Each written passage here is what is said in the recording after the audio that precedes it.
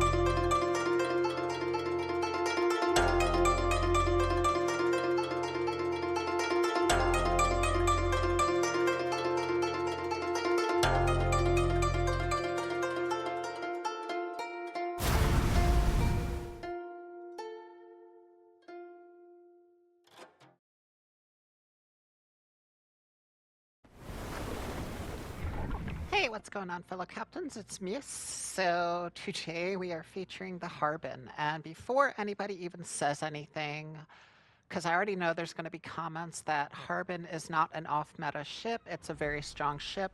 I had a tough time deciding whether to put this ship as an off-meta ship or not. The reason I did, and these are my reasons, so if anybody goes in the comments and basically says Harbin's not an off-meta ship, I just want everybody to laugh at them because they didn't actually watch the video, because it's the first thing I'm addressing. So the reason I did Harbin as an off-meta ship is a lot of times when I'm reading the groups, I'm reading people struggle with it, they don't like it, it's no good, it's garbage. And the stronger players already know that Harbin, Sejong are very strong ships. They may not have a lot of utility, but the DPM is phenomenal on them, and there's a lot of other little things that give Harbin and Sejong some serious advantages. I actually like the entire Pan Asian cruiser line. I enjoy playing it very much. But those are my reasons for including it as an off-meta ship, is simply the fact that a lot of people don't like it. Don't want to play it. They don't think it's any good. It's a very strong ship. It's a very powerful ship. Usually Harbin and Sejong I have pretty amazing games in. I don't have too much trouble with them. I kind of tailor myself to some of the things they're stronger at and stay away from some of the things they're not. And we're going to talk about that when we get to the battle.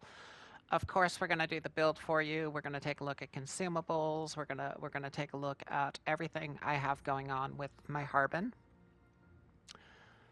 And here's a look at our sitting in port, doing the port thing. Really pretty ship. I have the Air Dragon camo on it. But yeah, let's go ahead and we're going to slide over into what actually I have equipped on here. So I have pretty much the same build on all my Pan Asian cruisers. And we're going to start with the modules. So let's go ahead and take a look at those. So let's go ahead and get into it. As I said, mod slot I have pretty common among all my Pan Asian cruisers. Same with the commander build when we get to it. So let's go ahead, break it down. And over here in mod slot 1, we're going to have aiming systems. I want the better dispersion. The turrets are actually pretty quick, so I don't worry about those too much. Slot 2, steering gears. Slot 3, we're going to have the concealment mod. Concealment's big to my build, you'll see why. And the last slot, we're going to have main battery mod 3 for the reload. Again, the turrets aren't too bad. And then we're going to be moving on to the consumables. Let's go take a look at those. So pretty standard damage control party. Smoke is where it gets interesting. It's not the longest smoke, but you get 4 of them and it comes back pretty quick. Very useful. Repair party, also very useful. And torpedo reload boosters, super, super useful. Run fully packed so I get extras on everything. And then we're going to slide over to the commander build. And let's go take a look at the commander. So I have a guys on there. As usual, we're going to show you who's under the guys. As you can see, it's cruiser commander. And it is Chen Xiaoquan. Chen Xiaoquan is a very useful commander. So first perk, we're going to have Beyond Range, more range for us. Second perk, we're going to have Blind Justice, better detectability and some more range on the torps. Third slot, we're going to have the Luscious, speed. You know I love speed, all about it. And then the last slot, you can either go with a little bit better smoke or the Torpedo Chaos, which gives you faster reload and an extra charge. I take that, and I take fully packed. And then our base trait is incoming damage from shells, torpedoes while we're in smoke is decreased. And now we have Makawa and Swirsky both for our detectability. So we're going for a very low detectability on here. And with that, let's move on over into the featured battle. All right, so we're going to be on Islands of Ice. We have an Epicenter match. And as you can see, we spawn on the right flank for our team, and we are pretty much going to work this right flank the entire match. I end up getting a lot of attention off the enemy. I kind of really annoy them on this side, so a lot of them end up coming over here. And I'm pretty much left alone over here. The rest of my team kind of goes mid, and then somewhere about mid-game-ish, they're going to start sliding over to help me when they realize like how many people are over on my side. So really good job by the team paying attention and being aware of what's going on, being situationally aware. So the things that Harbin has going for it. One, it's fairly fast. Two, you can get the detectability really, really low on it. Three, lots and lots and lots of torps. Four, the guns are very capable of setting fire and knocking modules. It's kind of a strong suit for the Pan Asian cruisers is incapacitations. And they're very good at it. So we're going to start by sending some torps to this Cleveland. We know he's a threat to our DDs, so we're going to kind of put some focus on him right away.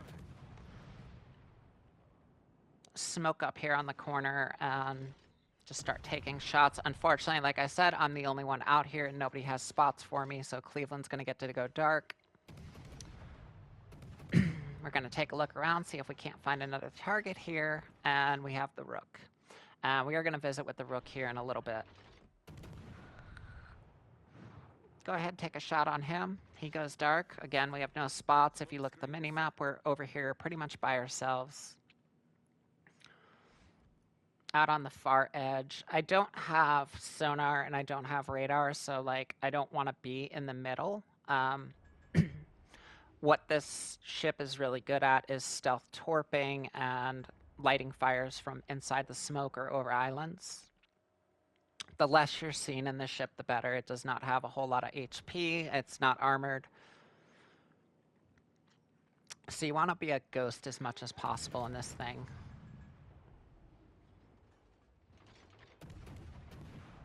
Peek out. We get some shots on the Cleveland. We're going to get some defense right there. And I didn't end up having a bad game. It was 120k damage and I believe 2600 base. There were 2 ships that finished with higher base XP on the team. I didn't really go into the caps or my base XP would have been higher. I really fought for this edge the entire fight. And that kind of cost me XP-wise, but it was what needed to happen. I was really like you see a DD coming over to me now, but for the most part, I'm the only thing over on this side of the map.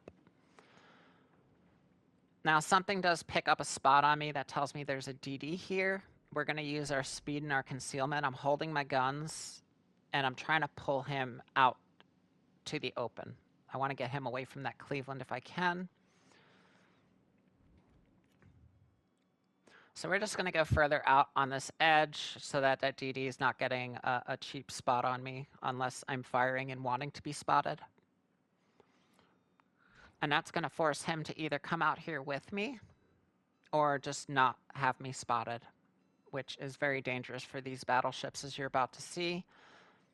This is an example of stealth torping right here. They have no clue where I am. I'm dark. All they know is my last known position.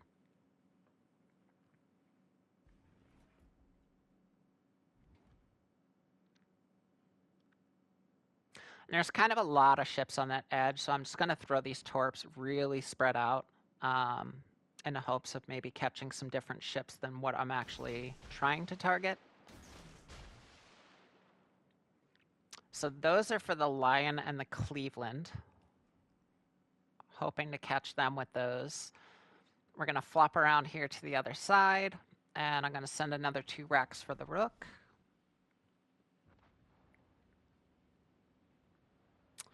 And here comes those 2. And now we're going to pop that reload boost and send some more.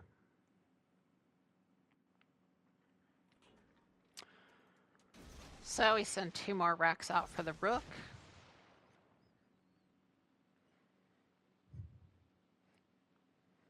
And at that kind of range, we're not looking for like a dev strike or anything. We're just looking to get hits and score hits. Floods are a big part of these deep water torps, and then with the guns, you have a pretty good chance for fire. So you're really able to abuse people's damage cons. Not a whole lot they can do about it because you damage con a flood, I'm going to set you on fire. You damage con fires, and I'm going to flood you. It's pretty nasty like that. They're really, really good at dot damage. And if you know me, I love dot damage.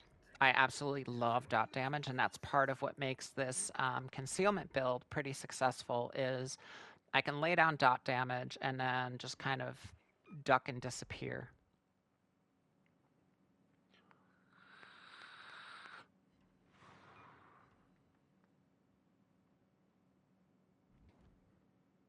So poor Rook got absolutely blasted over there. Cleveland's not doing too healthy. As you can see, our team is up on ships. We're up on points. We're holding that center cap, which is going to be hard for them to turn back. So we're in a pretty good way here. And again, I've just been playing this edge the whole time. I'm not anywhere near the caps. Just playing this flank. And as you can see, there was a lot of ships that came over this way. And with the torps, with the smoke, like we've just really deterred things from wanting to push out this way. We invited the DD to come play. He didn't want to do that. So now we're using some islands here. Just playing with the spotting mechanics, you know, firing and then breaking contact and then re-engaging when we choose. You can see I still have 3 smokes.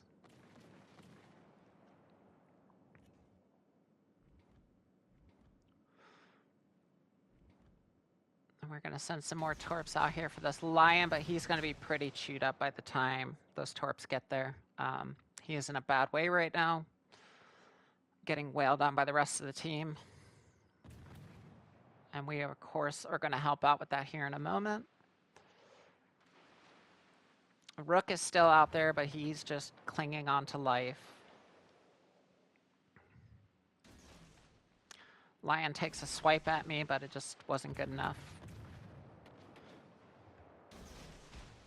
The advantage with the Pan Asian cruisers is your speed, your agility, your concealment, and as far as your firepower, your ability to make people DC. The speed and agility and concealment are huge, though, and I don't recommend playing these ships statically, just parking somewhere. Like, obviously, right now I'm in smoke, that's one thing. I'll be gone long before the smoke is up. I don't just sit there and wait to be torped in my smoke. I don't have a sonar, so I can't see torps coming. I normally don't even use my smokes to just sit in. I use them for other things. As a distraction, I'll drop smoke, and then when somebody's pushing my smoke, I'll come around and torp them from the side. Or I will drop smoke for teammates. Like, I don't like playing these ships statically. I like to be moving. That is a strong point for it. You don't have armor. What you do have is speed and agility. They're smaller than light cruisers. What they are is British escort cruisers, and that's below light cruisers. So they are very agile ships. And I don't even have like a full rudder build on this thing, and it's fairly responsive. Has a very sporty kind of feel to it. Turrets get around fast. Even with the 4-slot module for reload, the turrets are still more than fast enough. And that's kind of the strength of the ship.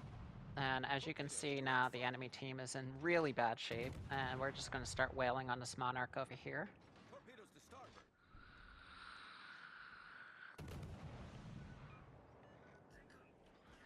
Their DDs are trying to contest that center cap, but it's just not happening. And their team is kind of enveloped at this point. They're just wrapped in crossfires. And I'm still out here on this flank that I've been on the entire match. This has just been my flank. I've owned it.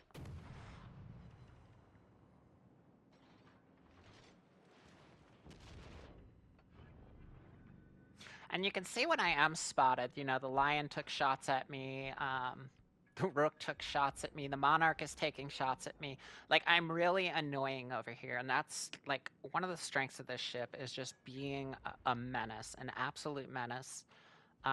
With the concealment, the torps, you can get right in and just do horrendous stealth torp runs. You have the smoke. If you have spots, you just smoke up and start lighting people on fire. Like, you can be an absolute terrorist in these ships. Again, at the beginning of the conversation, you know, I said I struggled whether I wanted to call these ships off meta or not. And the main reason I decided to was people don't want to play them. They say they're not good ships. I beg to differ. Like, thing is doing work right now.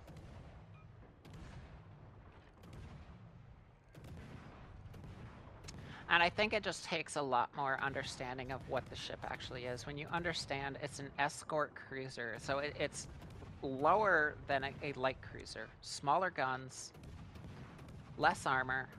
It's basically their Atlanta classes. If you think of Atlanta, what Atlanta is, Atlanta would fall under the escort cruiser kind of category, even though it's categorized as a light cruiser. It fits the narrative of what an escort cruiser is. And those are going to play a little different than a light cruiser. Something like a Boise or a Helena, a Cleveland. Enemy battleship destroyed. So Monarch goes down. Jaeger's in a bad way over there. He's getting absolutely dookied on.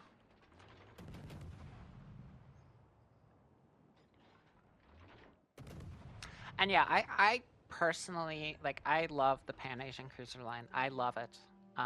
So it was really hard for me to call it an off-meta ship because to me it's fairly meta and it's very capable of DPM.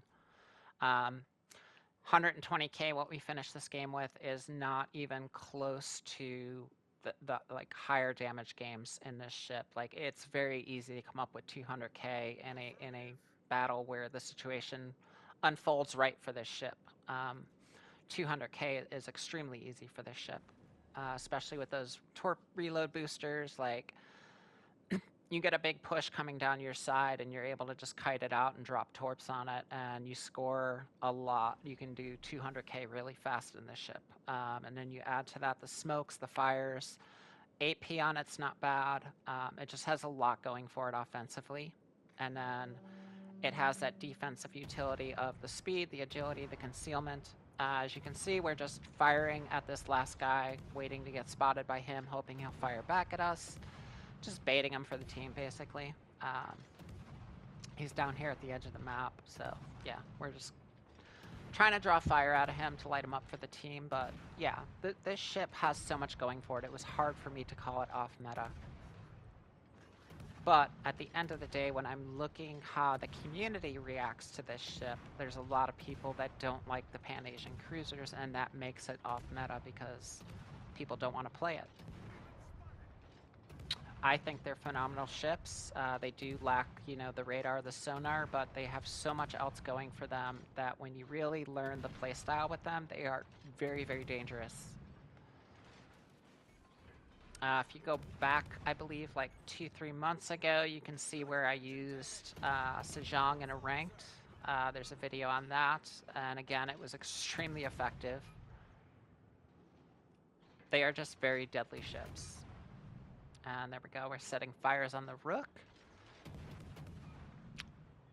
It's gonna get us up to our 120k. We are gonna high cal right there, and that is pretty much gonna be the end of it. That's all I have for you. I will catch you next time. I hope you enjoyed. Good hunting, fair seas, captains. Take care.